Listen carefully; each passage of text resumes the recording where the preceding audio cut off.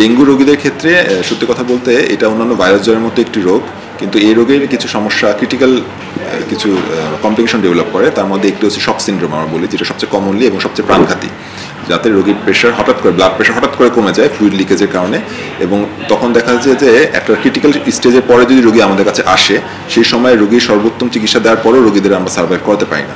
এবং দেখা যাচ্ছে আমাদের বাংলাদেশে যে অসচেতনতার কারণে যে দেখা যাচ্ছে রোগীরা হয়তো তাদের জ্বর হলেও ডেঙ্গু হচ্ছে কিনা তারা পরীক্ষা করছে না, বা পরীক্ষা করলেও তারা হয়তো সেই জিনিসটা ডাক্তারের সাথে যোগাযোগ করছে না। ফলে পরবর্তীতে যখন দেখা যায় যে পরবর্তীতে শক সিনড্রোম ডেভেলপ করছে বা অন্যান্য কোনো কমপ্লিকেশন, অর্গান ফেলিওরের দিকে চলে যাচ্ছে, তখন আমাদের কাছে অনেক দেরিতে আমাদের কাছে আসছে।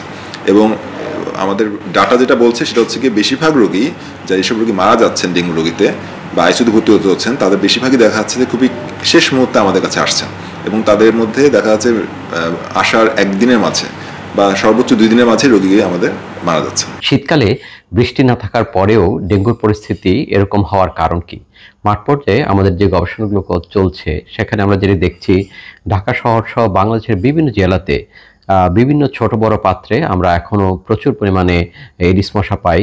বিশেষ করে বহুতল ভবনের বেসমেন্টে, কার পার্কিংয়ে, যেখানে গাড়ি ধোয়া হয়, সেখানে আমরা প্রচুর পরিমাণে এডিস মশা পাই।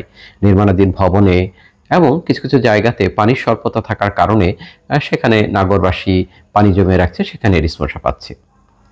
এডিস মশা নিয়ন্ত্রণ না হওয়ার অন্যতম 3টি কারণ হচ্ছে জলবায়ু পরিবর্তন, জলবায়ু পরিবর্তনের প্রভাবে বৃষ্টিপাতের যে প্যাটার্ন পরিবর্তন, অন্যদিকে অপরিকল্পিত নগরায়ন, এবং সর্বোচ্চ যেটি হচ্ছে সিটি কর্পোরেশনগুলো বা স্থানীয় সরকার মন্ত্রণালয়ের যে অঙ্গ প্রতিষ্ঠানগুলো, তারা সঠিকভাবে মশাটিকে নিয়ন্ত্রণ করতে পারছে না। দীর্ঘ সময় ধরে এবছর আমরা যে ডেঙ্গুর প্রকোপ দেখছি, যদি সঠিকভাবে বিজ্ঞানভিত্তিকভাবে কাজ করা যেত, তাহলে এডিস মশা অবশ্যই নিয়ন্ত্রিত পর্যায়ে থাকতো এবং ডেঙ্গুটি এই শীতের নভেম্বরেও এত বেশি আমাদেরকে আঘাত হানতো না। এখন যেটা দেখছি সেটি হচ্ছে যে নভেম্বরে তো ডেঙ্গুর প্রকোপ বেশ ভালো আকারে থাকবেই, ডিসেম্বরেও ডেঙ্গুর বেশ প্রকোপ থাকবে, এবং এবছরের ডেঙ্গুর ঢেউটি আগামী বছরের জানুয়ারিতে গিয়ে আঘাত করবে। তাই এখন সিজন ভেদে নয়, সারা বছরই ডেঙ্গু নিয়ন্ত্রণ পরিকল্পনাটাকে বিজ্ঞানভিত্তিকভাবে সাজিয়ে সারা বছর ডেঙ্গু নিয়ন্ত্রণ ব্যবস্থাটাকে চলমান এবং কার্যকরী উপায়ে রাখতে হবে। ডেঙ্গুর প্রবণতা শুধু ঢাকা না, সারা বাংলাদেশে একটু প্রবণতা বাড়ছে। তো ঢাকা দক্ষিণ সিটি কর্পোরেশনে আমরা দেখেছি যে, আমি যদি স্ট্যাটিস্টিক্স বলি, যে গত বছরের তুলনায় এই সময়ে অনেকটাই কম, এবং গতকালই আমাদের ঢাকা দক্ষিণ সিটি কর্পোরেশন একজন মারা গিয়েছেন আমি শুনেছি।